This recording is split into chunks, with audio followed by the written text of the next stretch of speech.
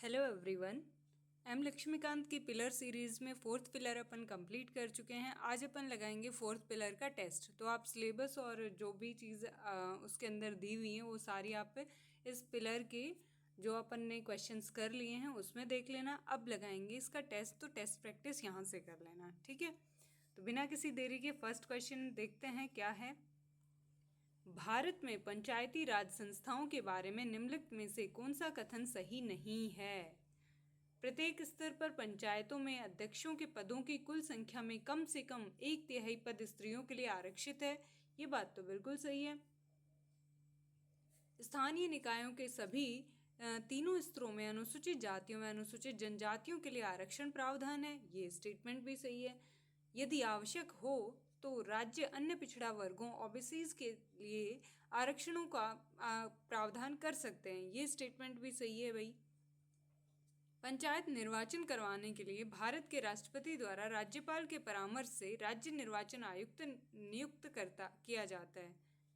यार ये तीनों स्टेटमेंट तो सही हैं और इस स्टेटमेंट में गड़बड़ है, तो आंसर भी इसका यही होना चाहिए। यही है इसका आंसर। पढ़ते हैं इसके बारे में भाई। देखो, भारत में पंचायती राज संस्थाओं से संबंधित दिए गए कथनों का विश्लेषण। फर्स्ट स्टेटमेंट सही है। क्यों? आर्टिकल 243D के अनुसार प्रत्येक स्तर पर पंचायतों में अध्यक्षों के पदों की कुल संख्या में कम से कम 1/3 पद महिलाओं के लिए आरक्षित हैं। सेकंड स्टेटमेंट सही है क्योंकि आर्टिकल 243D के तहत अनुसूचित जातियों और अनुसूचित जनजातियों के लिए 3 स्तरों ग्राम, ब्लॉक, जिला पर आरक्षण का प्रावधान है। थर्ड स्टेटमेंट सही है क्योंकि राज्य सरकारें यदि आवश्यक समझें तो अन्य पिछड़ा वर्ग के लिए आरक्षण का प्रावधान कर सकती हैं। यह राज्य के विवेक पर निर्भर करता है और संविधान द्वारा बाध्यकारी नहीं है। फोर्थ स्टेटमेंट गलत है। क्यों? क्योंकि राज्य निर्वाचन आयोग स्टेट इलेक्शन कमीशन का गठन राज्यपाल द्वारा किया जाता है, न कि भारत के राष्ट्रपति द्वारा। राज्यपाल राज्य निर्वाचन आयुक्त स्टेट इलेक्शन कमीशन की नियुक्ति करता है, जो स्थानीय निकायों, पंचायती राज और नगर निकायों के चुनाव के लिए जिम्मेदार होता है। क्लियर? नेक्स्ट क्वेश्चन है, भारत के संविधान के आर्टिकल 226 के अधीन उच्च न्यायालयों की शक्तियों के संबंध में निम्नलिखित में से कौन सा कथन सही नहीं है? वापस से नहीं है भाई। यह बंदी, प्रत्यक्षीकरण, परमादेश, अधिकार परीक्षा, उत्प्रेषण और प्रतिषेध रिट जारी कर सकता है। बात बिल्कुल सही है। भाग थर्ड द्वारा प्रदत्त किसी भी अधिकार को प्रवर्तित और और अन्य किसी प्रयोजन के लिए रिट जारी किए जा सकते हैं। बात बिल्कुल सही है। यह शक्ति आर्टिकल 32 क्लोज सेकंड के अधीन उच्चतम न्यायालय को प्रदत्त शक्ति को अल्पीकृत कर सकती है। ऐसा तो नहीं हो सकता यार। इसकी अधिकारिता के अधीन किसी भी अधिकारी को रिट जारी किया जा सकता है। ये बात भी बिल्कुल आई सही थिंक सही है। तो इसमें आंसर सी है अपना। सही एज्यूम किया अपन ने। देखो भाई, ये सर ने जो टेस्ट पेपर लिए हैं ये वो हैं। मैंने खुद ने भी इससे पहले सॉल्व नहीं किए हैं। मैं खुद भी आप लोगों के साथ साथ ही ऐसे सॉल्व कर रही हूँ। और इस चैनल का मोटिव मुझे मैंने पहले बताया, पढ़ाना नहीं है, क्योंकि मुझे खुद को इतना अच्छे से क्लियर नहीं है, तो मैं क्या ही पढ़ाऊँगी आप लोग को ये चीज़ें। तो मैं खुद भी क्लैरिटी जोन में ही जाने की कोशिश में हूँ। और साथ साथ अगर आपका भी हो रहा है रिवीजन तो बहुत अच्छी बात है। ओके, तो पढ़ते हैं इसका सॉल्यूशन। उच्च न्यायालय आर्टिकल 226 के तहत बंदी, प्रत्यक्षीकरण, परमादेश, अधिकार परीक्षा, उत्प्रेषण और प्रतिषेध रिट जारी कर सकता है। यह मौलिक अधिकारों और विधिक कर्तव्यों के प्रवर्तन के लिए आवश्यक है। सेकंड स्टेटमेंट सही है क्योंकि उच्च न्यायालय न केवल मौलिक अधिकारों भाग थर्ड में प्रवर्तन के लिए बल्कि किसी अन्य विधिक अधिकार या प्रयोजन के लिए भी रिट जारी कर सकता है। यह आर्टिकल 32 की तुलना में अधिक व्यापक अधिकार प्रदान करता है। थर्ड स्टेटमेंट गलत है क्योंकि आर्टिकल 226 की शक्ति आर्टिकल 32 क्लोज 2 के तहत उच्चतम न्यायालय की शक्ति को अल्पीकृत या कम नहीं कर सकती है। आर्टिकल 32 सर्वोच्च न्यायालय का केवल मौलिक अधिकारों के प्रवर्तन के लिए रिट जारी करने का अधिकार होता है, जबकि आर्टिकल 226 उच्च न्यायालय को व्यापक अधिकार देता है, लेकिन यह उच्चतम न्यायालय की शक्ति को सीमित नहीं कर सकता है। फोर्थ स्टेटमेंट सही है क्योंकि उच्च न्यायालय किसी भी प्राधिकारी या सरकार या व्यक्ति के विरुद्ध रिट जारी कर सकता है, बशर्ते हैं कि वह अपने अधिकार क्षेत्र में आता हो। ठीक है। नेक्स्ट क्वेश्चन है भाई, पंचायती राज व्यवस्था के संबंध में निम्नलिखित कथनों में से कौन से सही है भाई? पंचायत की सभी सीटें प्रत्यक्ष निर्वाचन द्वारा चयनित व्यक्तियों द्वारा भरी जाती है, बात बिल्कुल सही है। ग्राम सभा में ग्रामीण निर्वाचक नामावली में पंजीकृत व्यक्ति शामिल होते हैं, ये स्टेटमेंट भी सही है। पंचायत के अध्यक्ष का निर्वाचन प्रत्येक राज्य द्वारा पारित विधि के अनुसार किया जाता है, ये बात भी सही है। भारत के सभी राज्यों में पंचायतों की त्रिस्तरीय व्यवस्था है। यार सारे के सारे सही हो नहीं सकते, तो आंसर जाएगा बी, ये स्टेटमेंट गलत है। फोर्थ देखो, पढ़ते हैं क्यों।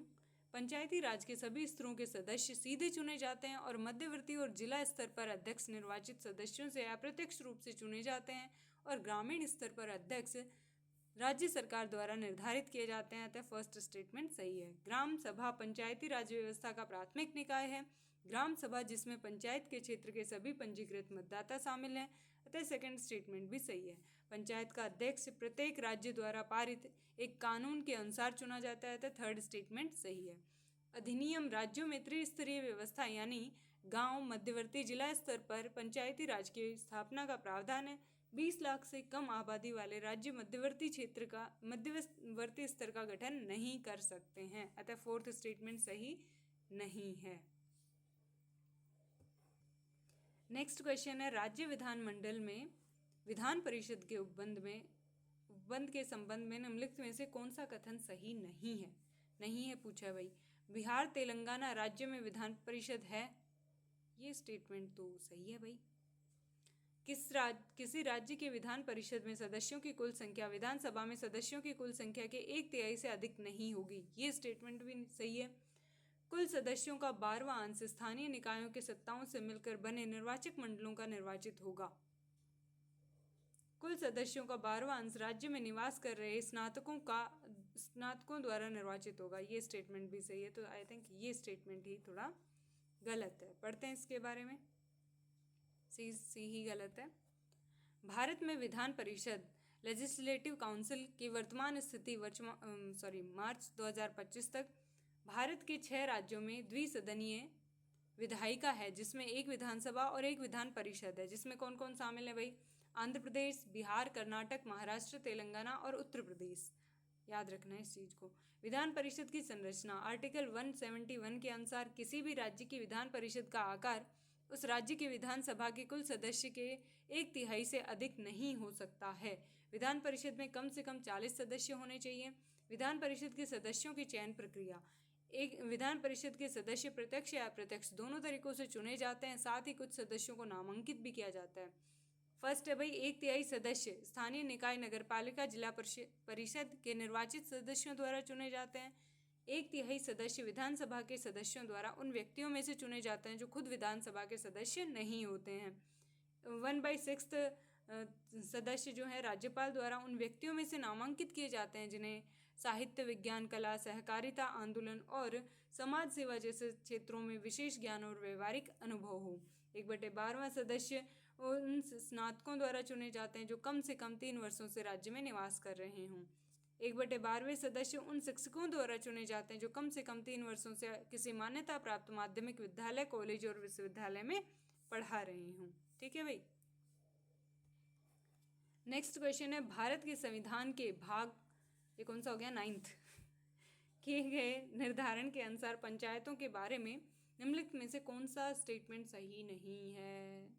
पंचायतों के बारे में भाग 9th में, ओके। पंचायतों की बैठकों में मताधिकार का प्रयोग करने के लिए किसी पंचायत के अध्यक्ष को जनता द्वारा प्रत्यक्ष निर्वाचित किए जाने की आवश्यकता है।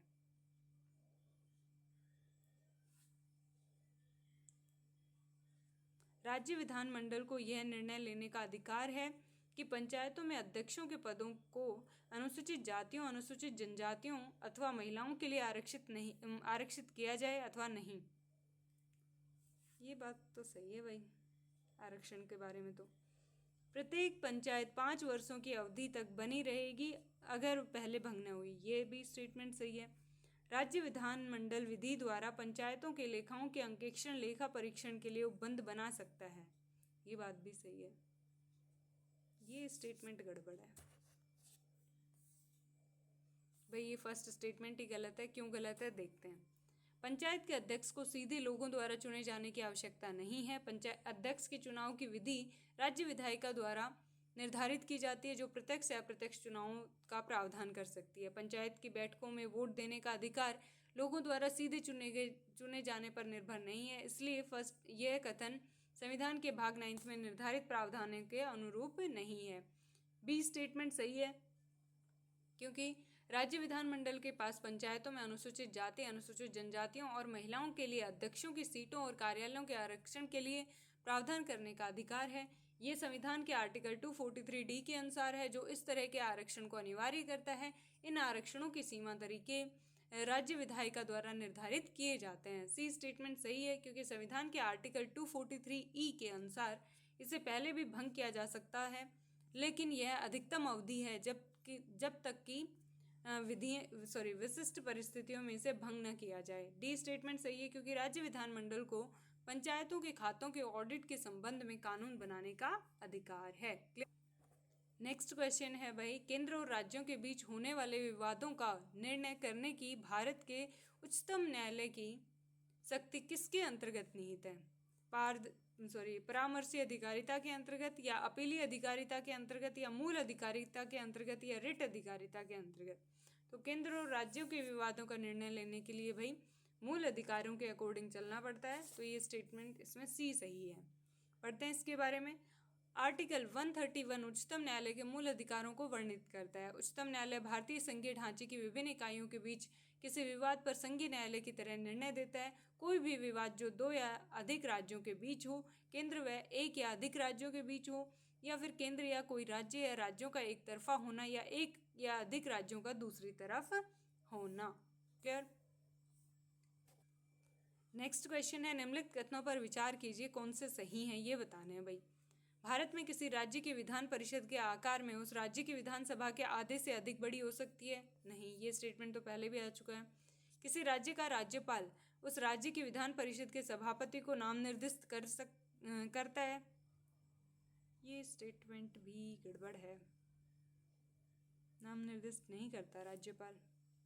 तो इसमें आंसर आना चाहिए या तो 1 या फिर मतलब सही पूछ रहा है ना, या तो 2 या फिर डी सही है भाई। देखते हैं इसके बारे में। विधान परिषद भारतीय संविधान के आर्टिकल 169 में विधान परिषदों के गठन और उन्मूलन का प्रावधान है। संसद एक राज्य के लिए विधान परिषद का गठन तथा विघटन पहले से तो कर सकती है यदि संबंधित राज्य की विधानसभा इस संबंध में संकल्प पारित करे विशेष बहुमत से। वर्तमान में 6 राज्यों में द्विसदनीय व्यवस्था कर्नाटक, महाराष्ट्र, आंध्र प्रदेश, तेलंगाना, उत्तर प्रदेश और बिहार में है। विधान परिषद में अधिकतम सदस्य संख्या विधानसभा की 1/3 तथा न्यूनतम 40 निश्चित है। फर्स्ट स्टेटमेंट गलत है।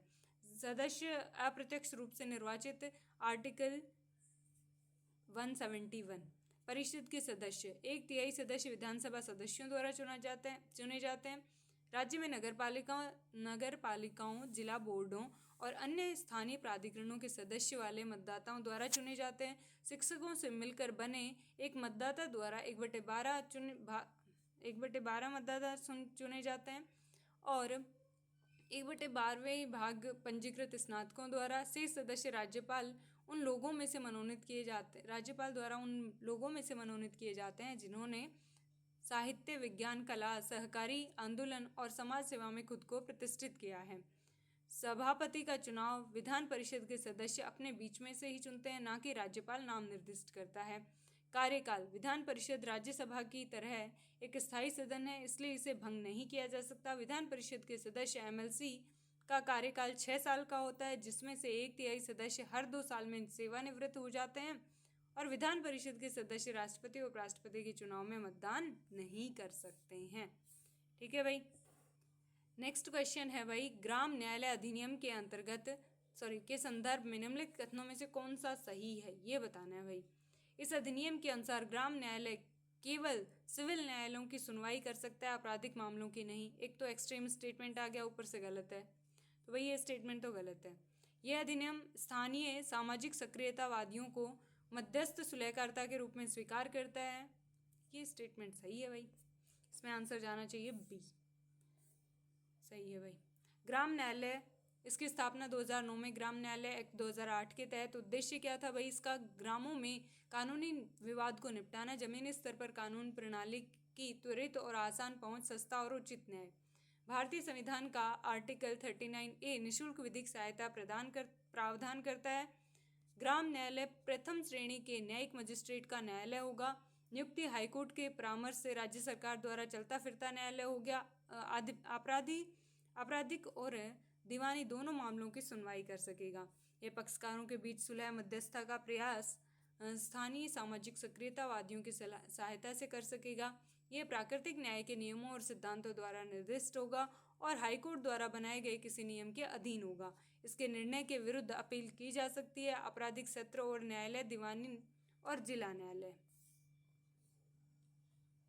नेक्स्ट क्वेश्चन आता है, निम्नलिखित कथनों पर विचार कीजिए, कौन सा सही है ये बताना है भाई। विधानसभा का अध्यक्ष यदि विधानसभा के सदस्य नहीं रहता तो अपना पद रिक्त कर देगा। विधानसभा का अध्यक्ष यदि विधानसभा का सदस्य नहीं रहता, हाँ भाई 6 महीने के अंदर या तो सदस्य बनो या फिर वो रिक्त कर दो, ऐसा ही कुछ है। जब कभी विधानसभा का विघटन किया जाता है तो अध्यक्ष अपने पद को तुरंत रिक्त कर देगा, ऐसी बात नहीं है। वो तब तक रिक्त नहीं कर सकता जब तक कि नया नहीं आ जाए। तो फर्स्ट स्टेटमेंट ही सही है, बाकी गलत है। पढ़ते हैं इसके बारे में। संविधान के आर्टिकल 178 में विधानसभा के अध्यक्ष और उपाध्यक्ष के चुनाव के बारे में वर्णन किया गया है। विधानसभा के सदस्य अपने सदस्यों के बीच से ही अध्यक्ष का निर्वाचन करते हैं। सामान्यतः विधानसभा के कार्यकाल एक अध्यक्ष का पद होता है। भारतीय संविधान के आर्टिकल 179 में दिए गए प्रावधानों के अनुसार एक सदस्य किसी विधानसभा के अध्यक्ष उपाध्यक्ष में के रूप में पद धारण करता है को निम्नलिखित 3 मामलों में अपना पद रिक्त करना होता है। यदि उसकी विधानसभा सदस्यता समाप्त हो जाए, यदि वह उपाध्यक्ष को अपना लिखित त्यागपत्र दे दे, यदि विधानसभा के तत्कालीन समस्त सदस्यों के बहुमत से पारित संकल्प द्वारा अपने पद से हटाया जाए। इस तरह का कोई प्रस्ताव केवल 14 दिन की पूर्व सूचना के बाद ही लाया जा सकता है। अतः फर्स्ट स्टेटमेंट सही है। सेकंड स्टेटमेंट गलत है, क्योंकि विधानसभा के विघटन के बाद भी विधानसभा अध्यक्ष पद पर बना रहता है। विधानसभा अध्यक्ष नवीन विधानसभा के प्रथम बैठक तक पद धारण करता है। क्लियर। नेक्स्ट क्वेश्चन आता है अपना, यदि भारत का राष्ट्रपति संविधान के आर्टिकल 356 के अधीन उपबंधित अपनी शक्तियों का किसी विशेष राज्य के संबंध में प्रयोग करता है तो उस राज्य की विधानसभा स्वतः भंग हो जाती है। उस राज्य के विधानमंडल की शक्तियां संसद या उसके प्राधिकार के अधीन प्रयोज्य हो जाएंगी। ये स्टेटमेंट तो सही है ही वैसे भी। उस राज्य में अनुच्छेद 19 निलंबित हो जाता है। राष्ट्रपति उस राज्य में संबंधित विधियां बना सकता है। तो भाई स्टेटमेंट इसमें बी सही है, बाकी गलत है। पढ़ते हैं इसके बारे में। उस राज्य के विधानमंडल की शक्तियां संसद द्वारा या उसके प्राधिकार के अधीन प्रयोज्य होंगी। इस स्थिति में राज्य कार्यपालिका बर्खास्त हो जाती है और राज्य विधायिका या तो निलंबित हो जाती है या विघटित हो जाती है। राष्ट्रपति राज्यपाल के माध्यम से राज्य का प्रशासन चलाता है तथा संसद राज्य के लिए कानून बनाती है। संक्षेप में राज्य की कार्यकारी व विधायी शक्तियां केंद्र को प्राप्त हो जाती हैं। नेक्स्ट क्वेश्चन आता है, राज्यपाल के कर्तव्यों के विषय में निम्नलिखित कथनों में से कौन सा स्टेटमेंट सही है। राज्य के संवैधानिक प्रमुख के रूप में राज्यपाल के कर्तव्य संसद में प्रश्नों या चर्चा का विषय नहीं बनते। ये स्टेटमेंट तो सही है भाई। जहां राज्यपाल अपनी मंत्रिपरिषद से स्वतंत्र रहकर कोई निर्णय लेता है तो या जहां वह राष्ट्रपति शासन के अधीन राज्य के मुख्य कार्यपालक के तौर पर कार्य करता है, वहां उसके कार्य संसद के द्वारा समीक्षा के अधीन होते हैं। भाई इसका नहीं है पता, देखते हैं भाई। दोनों के दोनों स्टेटमेंट सही हैं। क्यों सही है देखते हैं भाई। पहला स्टेटमेंट सही है क्योंकि संविधान के आर्टिकल 361 क्लोज 1 के अनुसार राज्यपाल अपने आधिकारिक कर्तव्यों के लिए किसी भी न्यायालय में जवाबदेह नहीं होता। राज्यपाल राज्य का संवैधानिक प्रमुख होता है और उसका कार्य संसद में चर्चा का विषय नहीं बनता, क्योंकि वह राष्ट्रपति का प्रतिनिधि होता है और संविधान के अनुसार कार्य करता है। सेकंड स्टेटमेंट सही है क्योंकि सामान्यतः राज्यपाल मंत्रिपरिषद की सलाह पर कार्य करता है। ये बात तो सही है भाई, लेकिन कुछ मामलों में वह स्वतंत्र रूप से निर्णय लेता है। ये बात भी सही है, जैसे कि राष्ट्रपति शासन आर्टिकल 356 की सिफारिश करना। जब राज्यपाल राष्ट्रपति के अधीन राज्य के मुख्य कार्यपालक के रूप में कार्य करता है, जैसे राष्ट्रपति शासन लागू होने पर, तब उसकी कार्य संसद द्वारा समीक्षा के अधीन होते हैं। अब समझ आ गया स्टेटमेंट, सही बात है। नेक्स्ट क्वेश्चन, निम्नलिखित में से किसे राज्यों में विधानमंडल का भाग नहीं माना जाता? राज्यपाल को, विधानसभा को, विधान परिषद को, या फिर मुख्यमंत्री को? विधानमंडल का भाग नहीं माना जाता तो ये तो अध्यक्ष होता ही है। मुख्यमंत्री को नहीं माना जाता भाई विधानमंडल का भाग। पढ़ते हैं, देखो डी, सही बात है। चलो नेक्स्ट क्वेश्चन है, निम्नलिखित में से कौन सा एक मुख्यमंत्री के कर्तव्यों में से नहीं है? भाई ये पूछ रहा है। राज्य के मामलों के प्रशासन से संबंधित मंत्रिपरिषद के सभी निर्णय और विधायन के प्रस्तावों को राज्य के राज्यपाल को संसूचित करना, ये बात तो सही है, ये तो काम ही है मुख्यमंत्री का। राज्य के प्रशासन के संबंध में राज्यपाल द्वारा चाही गई सूचना व विधायन के प्रस्तावों को उपलब्ध कराना, ये स्टेटमेंट भी सही है। मासिक प्रतिवेदन में राज्य प्रशासन से संबंधित मंत्रिपरिषद सभी निर्णयों को राष्ट्रपति को संसूचित करता है, नहीं। यदि राज्यपाल ऐसा चाहे तो ऐसे किसी मामले को जिस पर किसी मंत्री द्वारा निर्णय किया गया है किंतु मंत्रिपरिषद द्वारा विचार नहीं किया गया, मंत्रिपरिषद के विचारार्थ प्रस्तुत करना, ये बात तो सही है। तो इसमें सी स्टेटमेंट गलत है, क्यों? देखते हैं भाई। देखो, मुख्यमंत्री के कर्तव्यों का उल्लेख भारतीय संविधान के आर्टिकल 167 में दिया गया है। मुख्यमंत्री की मुख्य जिम्मेदारियां राज्यपाल के प्रति होती हैं, न कि सीधे राष्ट्रपति के प्रति। कथनों का विश्लेषण, फर्स्ट स्टेटमेंट सही है क्योंकि मुख्यमंत्री का कर्तव्य होता है कि वह राज्य के प्रशासन से संबंधित मंत्रिपरिषद के सभी निर्णयों विधेयकों के प्रस्तावों को राज्यपाल को सूचित करे। सेकंड स्टेटमेंट सही है क्योंकि यदि राज्यपाल राज्य प्रशासन से संबंधित कोई सूचना मांगता है तो मुख्यमंत्री वह सूचना उपलब्ध करानी होती है। थर्ड स्टेटमेंट गलत है क्योंकि मुख्यमंत्री की मंत्रिपरिषद के निर्णयों का मासिक प्रतिवेदन राष्ट्रपति को भेजने की कोई संवैधानिक आवश्यकता नहीं है। राज्य सरकार सीधे राष्ट्रपति को रिपोर्ट नहीं करती बल्कि राज्यपाल के माध्यम से संपर्क होता है। डी स्टेटमेंट सही है क्योंकि यदि राज्यपाल किसी ऐसे मामले पर विचार करता है जिस पर कोई मंत्री निर्णय ले चुका है लेकिन मंत्रिपरिषद उस पर चर्चा नहीं की है तो मुख्यमंत्री का कर्तव्य है कि वह इसे मंत्रिपरिषद के सामने विचारार्थ रखे। क्लियर? नेक्स्ट क्वेश्चन है भाई, पंचायत उपबंध अनुसूचित क्षेत्रों पर विस्तार अधिनियम 1996 पेशा, इसके बारे में है। देखो यार, ये जितने भी क्वेश्चन है ना, ये रिसेंटली जो क्वेश्चंस यूपीएससी ने जितने भी पेपर कंडक्ट करवाए हैं उनमें जो आए हैं ना वो हैं, तो थोड़ा इनको पेपर के लिए ढंग से पढ़ के जाना क्योंकि मोस्ट प्रोबेबल कुछ इसी तरीके की थीम यूपीएससी के अपने इसमें सीएससी वाले में दोहराए जाएंगे। ठीक है, पढ़ते हैं इसके बारे में। देखो, आम संसाधनों पर स्थानीय जनजातीय समुदायों को अधिक अधिकार होता है, ये बात तो बिल्कुल सही है। अनुसूचित जातियों के अधिकारों का अधिक स्थानांतरण होता है।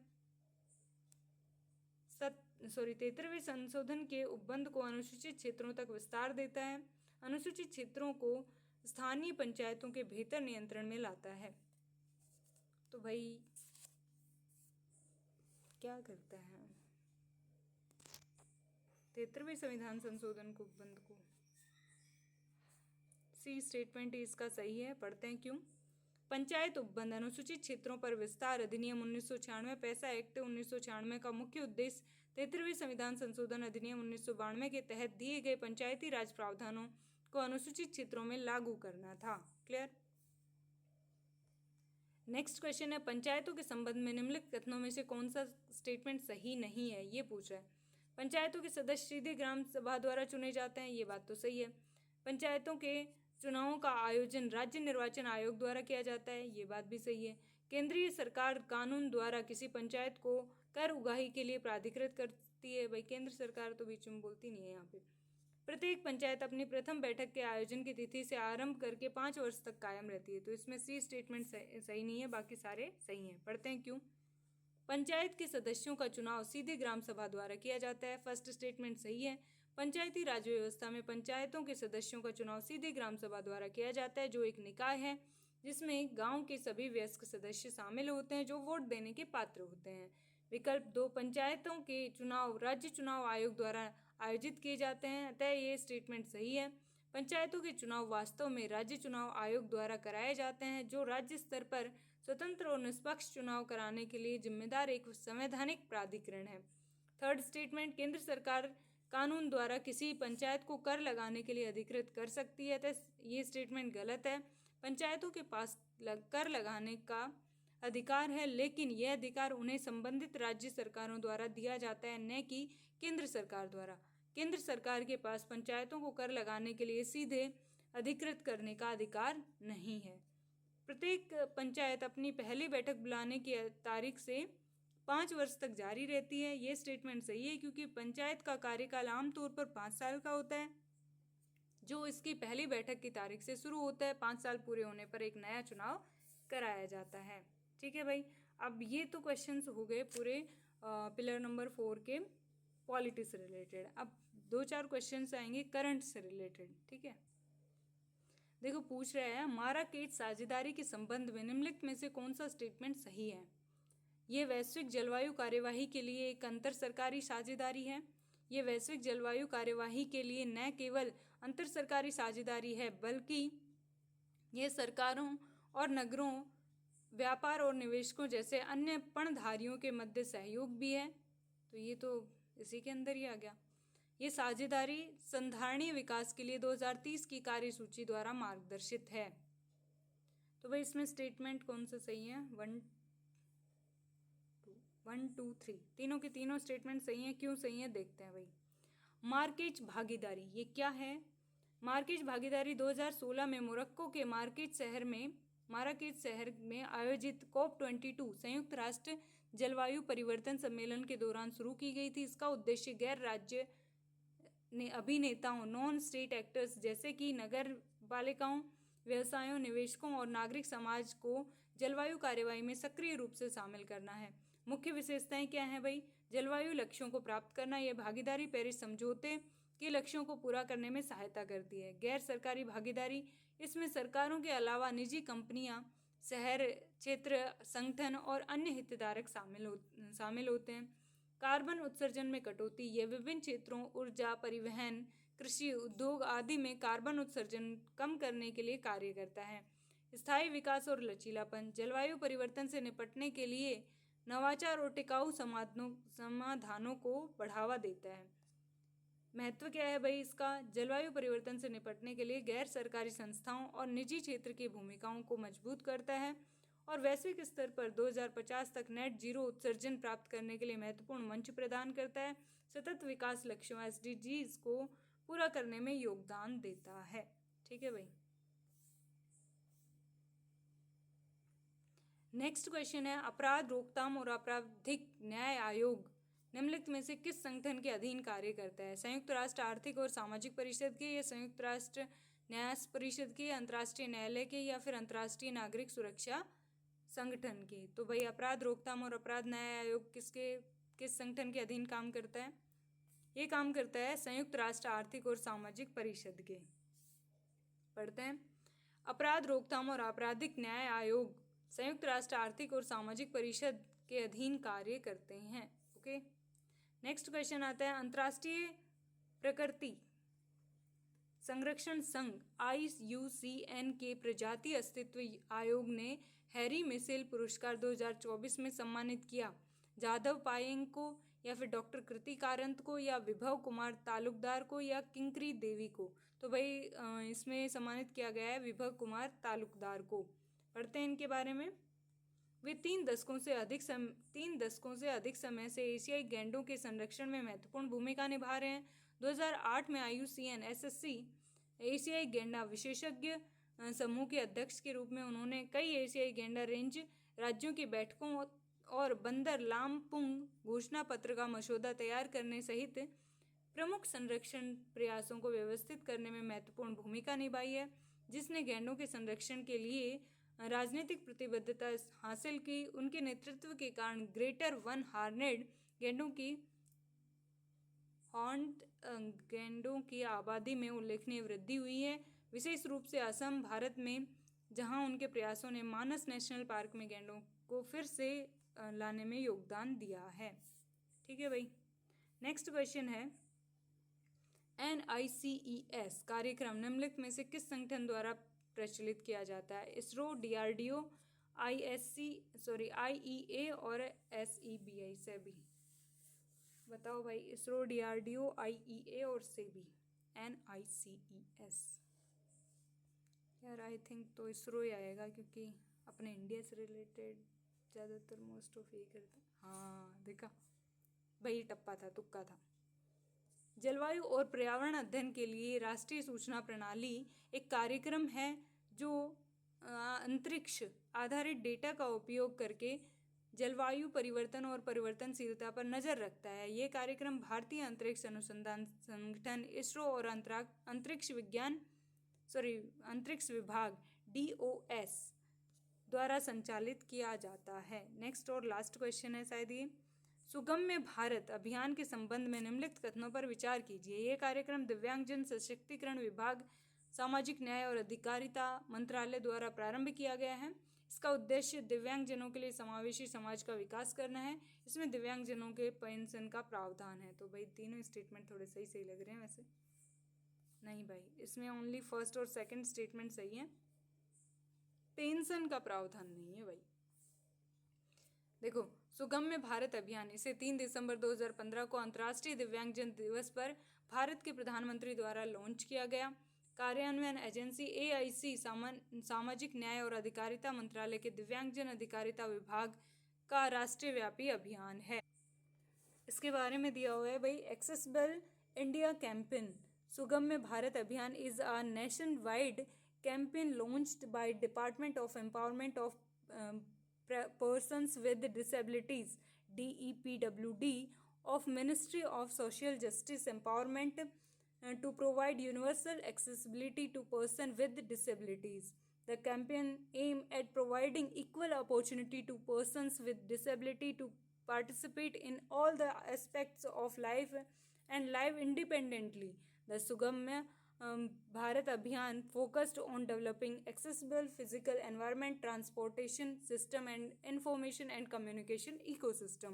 The Government of India, with firm commitment towards socio-economic transformation of the person with disabilities is making efforts to create mass awareness for universal accessibility. India is a signatory to the UN Convention on the Rights of Persons with Disabilities. Article 9 of UNCRPD cast an obligation on all the signatory governments to take